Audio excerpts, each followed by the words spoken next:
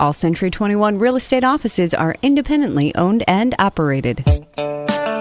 This is the Real Estate Roundtable with Century 21 Jack Ruddy Real Estate. Good morning. I'm Jackie Ruddy, broker, and with my husband, fellow realtor, Pat Devaney. Good morning, Jackie. How are you? Very good. And how are you today? Okay. Now that we're just seeing each other for the first time today. It's so long. So busy we are, right? Yes. We're running in different directions. We have with us for the second week in a row, Gary Lyons, Matthew Lyons, co-owners of Disaster Blaster. Hello.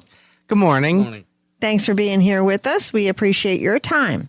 We're here every Saturday at 11 a.m. and Sunday at 11:30 a.m. discussing everything real estate. We have a full-time real estate office with many exceptional realtors. We have been guiding, assisting, and advising clients in real estate matters for 50 years. 50 years. Wow. During the week, feel free to email us with any questions you have at questions@jruddy.com. That's questions@jruddy.com. Or you can give us a call at 570-344-6724. And when you're at jruddy.com, click on the webcam tab. We have a webcam on the roof. We get thousands of hits a month, especially this time of the year. Everybody wants to know what the weather is. You can see what's going on at the corners. And we're also featured on Weather Nation TV, right? In Colorado. Yep. View our listings, search the MLS listings, and check out our quality service award-winning agents by going to jruddy.com, jruddy.com. It's mobile friendly, and also you can find our archive radio shows there. We offer our radio shows on podcasts now. A long list of places you can find us: Spotify, Google Podcasts, Amazon Music, Apple, Stitcher, Pandora, iHeart, to name a few. And you are listed as the Real Estate Roundtable with Jackie Ruddy. Yeah, very good. Right. And we're all over social media. Check us out there as well. Disaster Blaster. Who are you? What do you do, please?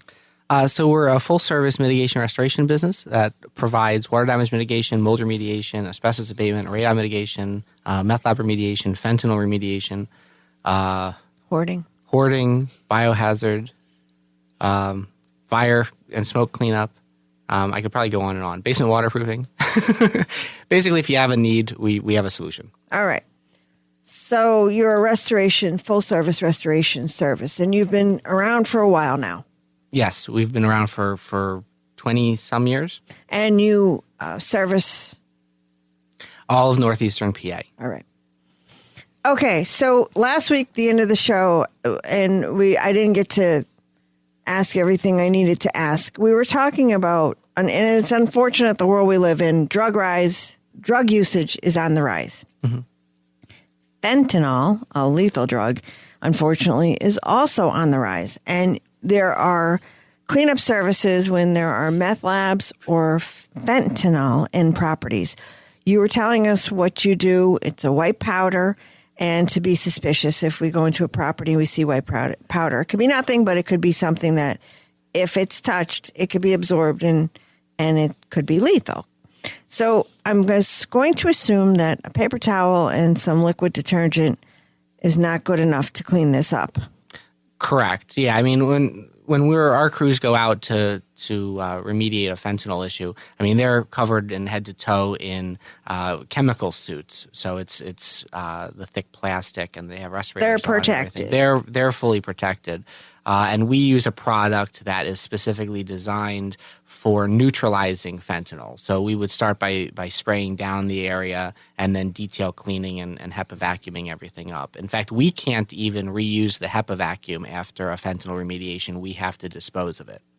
So there's a lot with fentanyl that, you know, it's approached completely from the position of making sure that the space is going to be safe. Okay. So unfortunately, you know, if there was an overdose situation in the property and the police are involved, someone's going to know that was the case.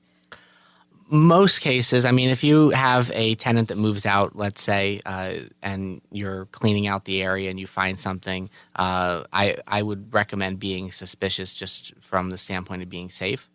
You know, you can certainly bring in law enforcement and they can test the substance and everything as well. And when that comes back and it says, you know, whether it is or it isn't, you know, then you can kind of address that appropriately at that point. Now, Getting that fentanyl remediation done sounds very expensive. I mean, it's not a cheap thing. Now, as a landlord, does my insurance cover any of that? It may, depending on the wording of your policy and the exclusions that are included. In many cases, when you're a landlord and it's a tenant that would have brought something into your property, you would not be aware, of course, of that occurring. So certain things like that could be covered under what would be considered your vandalism coverage. It's the same with meth lab as well. If you're running a meth lab in your home, that wouldn't generally be covered. But if you have a tenant that runs a meth lab in your property, you were completely unaware and there was no reason for you to know, that would often be covered under your vandalism coverage. Good to know. Hopefully we never have to come across any of that. Right? Okay. Now, let's move on. You've been here in the past many times, and we've often talked about mold remediation. Mold is something that it's nasty, and we have it and see it in properties, especially in basement and usually attic areas where there's a lot of moisture. So, and you go in and do you test for mold to find out? Because it could be, you can look at something and think it's mold. Does your company provide testing services? We don't do testing ourselves because it's viewed as a conflict of interest for the remediation firm to do the testing as well. But we're happy to bring in or refer somebody that just does testing. That way you get an independent opinion and snapshot of what's going on. Okay, so does the testing service then tell the person what they need to do, or do you come in and then figure that out from there? So what generally will happen is the tester will come out, they'll take a sample, they'll submit it to a lab. The lab will generate a report based on spore counts and things, depending on the type of test that's performed. We generally recommend air sample tests because it gives us a much better idea of what's actually going on in the space over something like a sample test. And that's just because a sample test gives you what's going on in that 1 inch square, whereas an air test tells you what's going on in the room. So we generally do recommend that. And then when we get the results of the report, which either the tester or the homeowner can provide us, we can review that, and then we'll put together a protocol and a proposal based on what's going to be necessary to address it. Okay. So you provide the actual mold remediation service? Yes. Okay.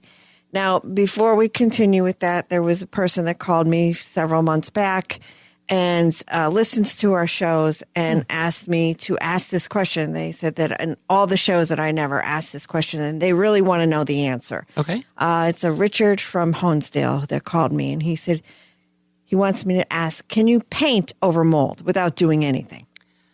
No, that's really not a very good idea. Why? Well, there's a couple of things. One, mold, depending on the strain,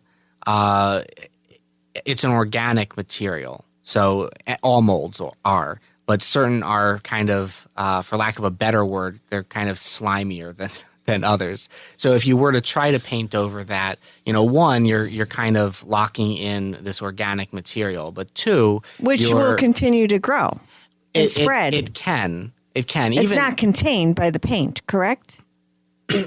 Or is it? No. You're hiding it for a little time. Yeah, basically that's all you're doing. You're just kind of covering it up for a little bit. And people will also talk about, they'll mention antimicrobial paints and things, because that goes along with the question. That sounds like just expensive paint to me. It is. Gary's over there shaking his head. No. Yeah, it is. It's basically expensive paint. I mean, the antimicrobial properties of the paint are non-existent once the paint dries. So, you're not really accomplishing anything long term. What we generally do, and people often confuse it, is after we've completed a mold remediation project, we often encapsulate surfaces to, kind of finalize the project. That is not done so much to prevent mold from coming back ever as it is to kind of make the property look clean and nice.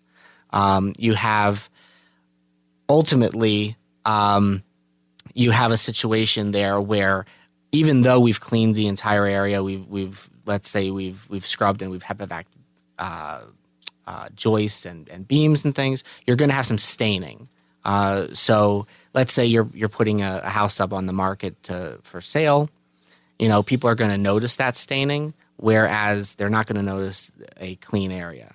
The mold's been addressed. The staining is not a concern, but it looks like, it could mislead people into thinking that there's an existing issue when there isn't. Okay, so you give all the proper documentation of everything that you've done so that the homeowner could provide that to the purchasers. Yes, and we also provide a certificate of remediation so that they can provide that to potential buyers. Jackie, the other thing I would caution about painting it is that one of the things you don't want to do, if it's all possible, is disturb the mold that is still growing, because it will feel like it's being attacked. It sounds strange, but it will actually eject mold spores into the air. So now you've contaminated the air even more. And the real problem with exposure to mold is the spores that are in the air. So you've created that exposure. Okay. Well, that I had a feeling the answer was no, but thank you for the in-depth explanation, because that's always very helpful. Sure. For people to understand why. Right? So good stuff. Okay, so getting back to mold remediation and how you remediate for it, in addition to what you typically do, you also recommend what? Well, if you're going to deal with a mold problem, you want to make sure that it's not going to come back. So as part of any mold remediation should be some form of waterproofing or addressing of the moisture issue. So whether that's a high humidity problem or that's groundwater that's coming in through the foundation, you're going to want to take those steps to make sure that your money on the mold remediation is well spent. And that's why, as part of the mold remediation, we are able to provide basement waterproofing services. So Disaster Blaster actually does the waterproofing? We do, yes. Okay, so talk to me about what you do and how you do it. There again, we've had guests in the past on the show that have said that you can use like a dry lock paint on a foundation, on a floor, or heavy duty products such as a paint or a, what would you call it, laminate?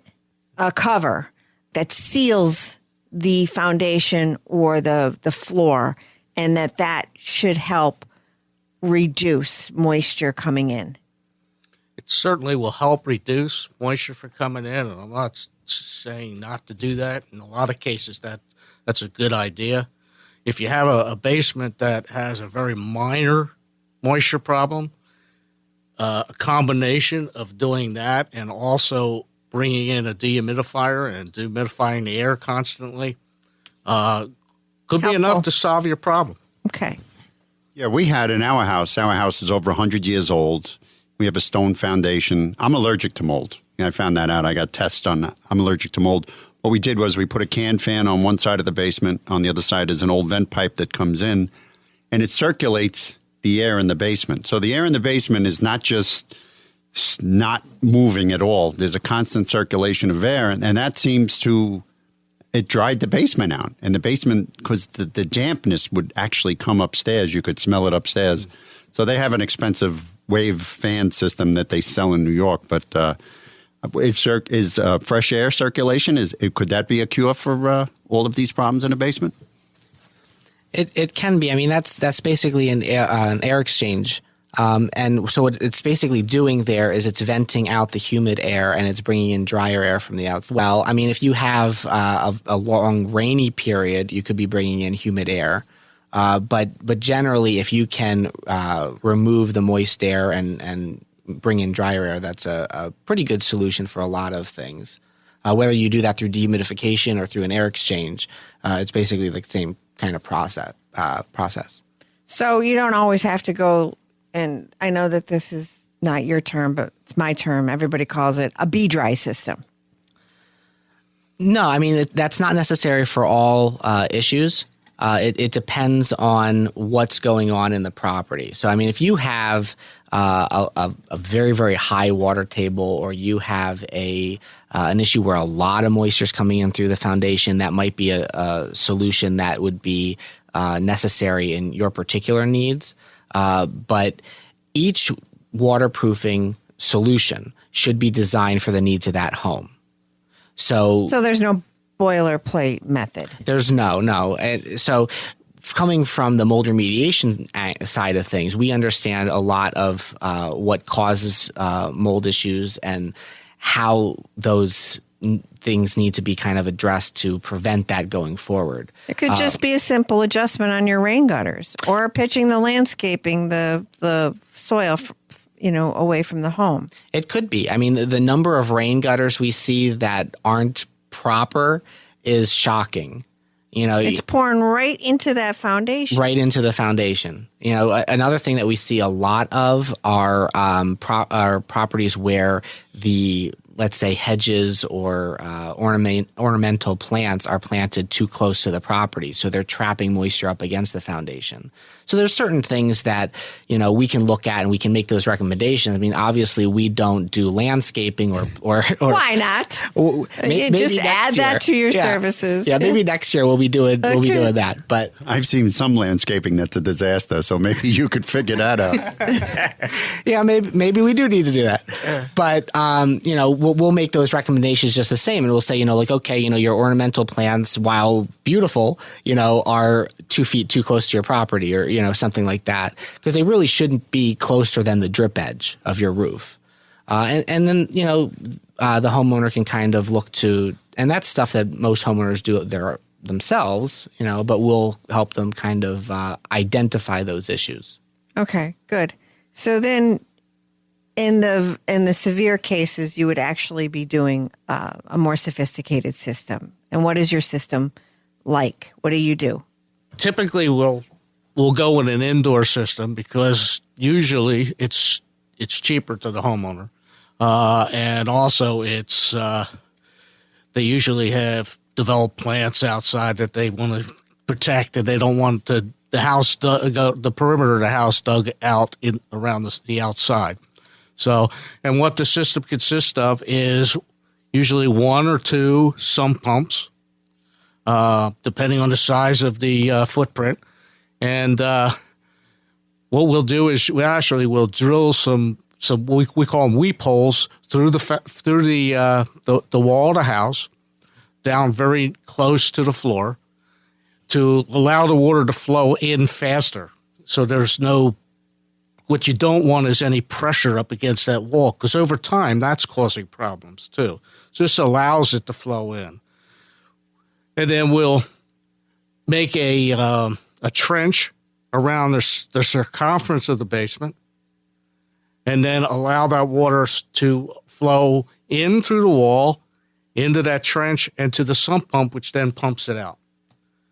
It's a good system. For those people who want to then, say, remodel their basement and actually make it a usable basement, that can be covered with a specially made baseboard so that it's not even visible. And then you can use the rest of the space for your rec room. Okay, good stuff. So it's an option.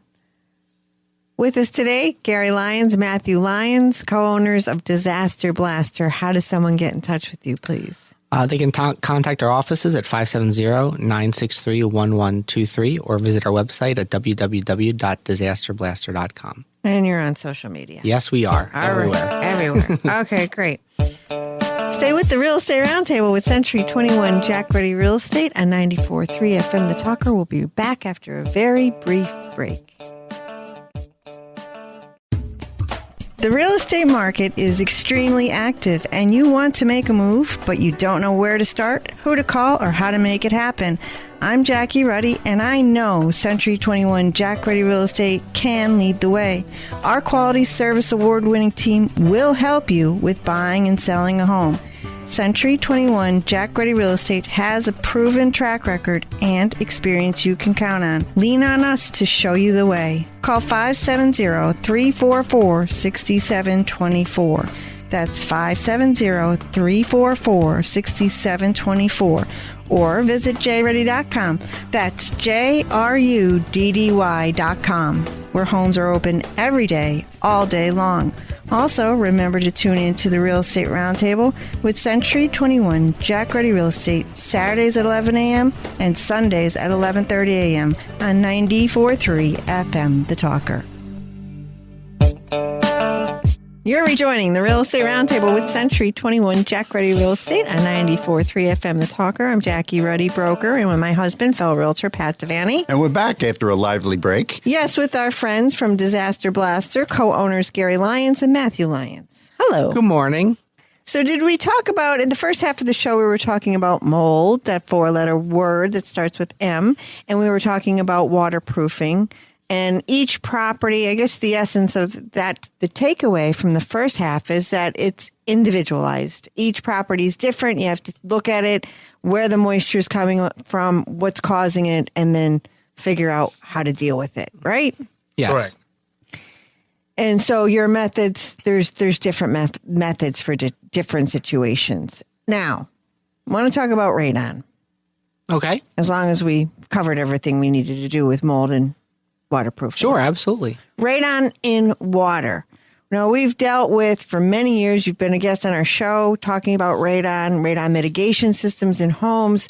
Radon is a colorless, odorless gas that most home buyers test for before purchasing the property. If it's found in the property, they usually ask the seller to mitigate.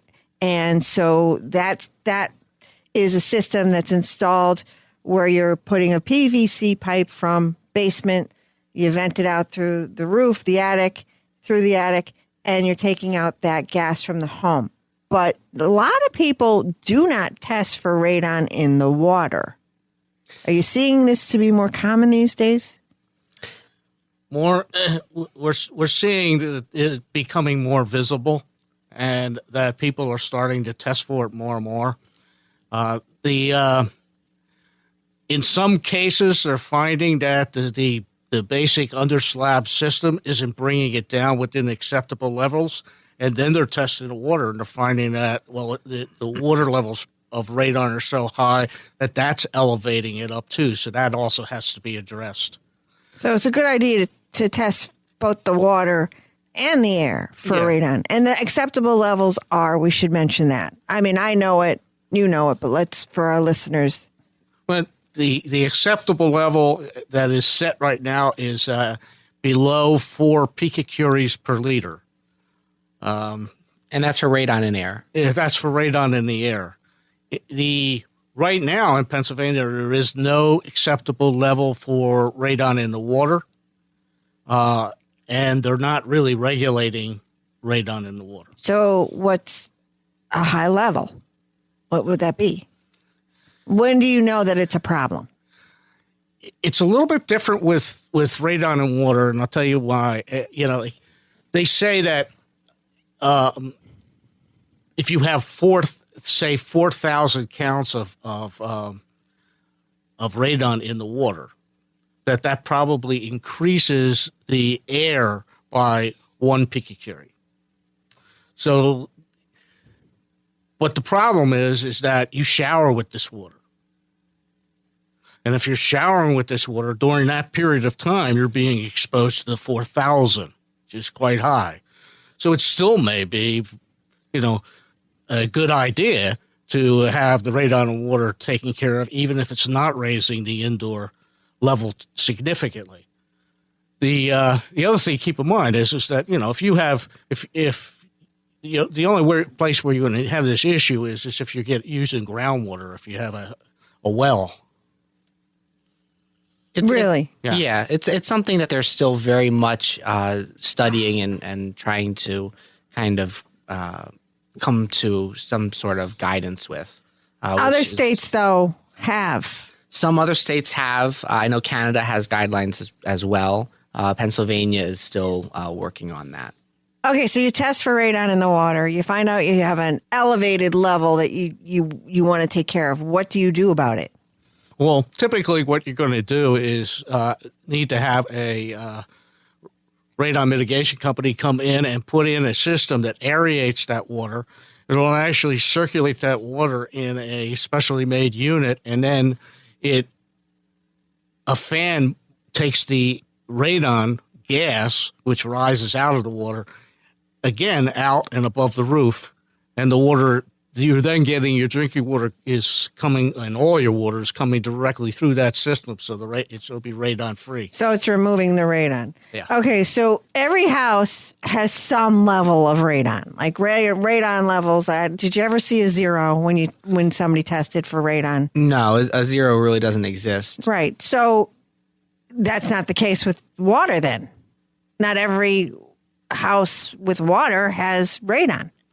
Yeah, because city water, you would generally not have an issue. I mean, if you had a well, it would be a potential concern. But you are correct. Yeah, it's not. See, typically your water supplies from city supplied or municipal supplied, that is aerated anyhow in the general flow, purifying it and everything else before it arrives at your residence or your business. So it's probably already removed from them, even if it was there. Okay, so people on wells, they're concerned about other things in their water, and I don't know that they're necessarily testing for radon when they're pulling water samples. But it's not a bad idea. I would add it to the test. Okay. So, Gary, you mentioned, if you have radon in the water, you're showering and you're exposing yourself to the radon that's in the water. What about when you drink it? Well, common sense seems to tell me that there's an exposure there. If I'm drinking water and it's going down through my body, right now the scientists, unfortunately, are out on it. They have no opinion. There's no research that I know of that they've done on it, and so we're in the dark. Comforting. All right. So we don't have a guideline as to what an acceptable level of radon would be in the water. I would think none, 0, but what do I know? And then we're out on what's happening when we ingest this water. So most of the states that have guidelines for the radon in water have tried to apply that to how much radon gets into the air through normal use from showering and using your faucets and things like that. So we'll probably, when Pennsylvania does set a guideline, it'll probably be something that seems high to us. But depending on where the science goes, and if they determine that ingesting water that's contaminated with radon is an issue, that could certainly impact where we kind of end up with as far as that number is concerned. Okay, time will tell. Thanks for joining us, guys. Gary Lyons, Matthew Lyons, both co-owners of Disaster Blaster. How does someone get in touch with you, please? They can contact our offices at 570-963-1123 or visit our website at www.disasterblaster.com. Thank you. And so a lot of people thought after 2020 they needed a reset, and a lot of people are spending more time in their homes because of the pandemic, et cetera, et cetera, et cetera. How does one reset themselves? How would you think? Go on a vacation that you can't do right now? They're choosing colors that are calming in their home. So, yes. So Benjamin Moore has picked I would think that they would be choosing spirits that are very calming, like a gallon of Jack Daniels or something like that. Well, there's a lot of that, too, unfortunately. That would be very calming. There's a lot of that on the rise. But if you don't want to go down that road, and I suggest you don't, choose a paint color that will calm you. Aegean Teal is from Benjamin Moore.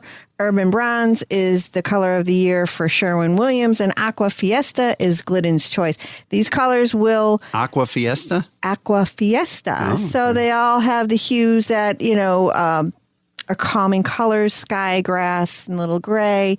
Go with a lot of different things. And if you don't want to commit to a full 4 walls of color, just adding a couple pieces here and there, or just one wall or an accent wall may just do it for you. Try that to calm yourself down. Hopefully 2021 is going to be better than 2020, right? Hopefully. Remember to tune in next Saturday at 11 a.m. and Sunday at 11:30 a.m. to the Real Estate Roundtable with Century 21 Jack Ruddy Real Estate on 94.3 FM The Talker.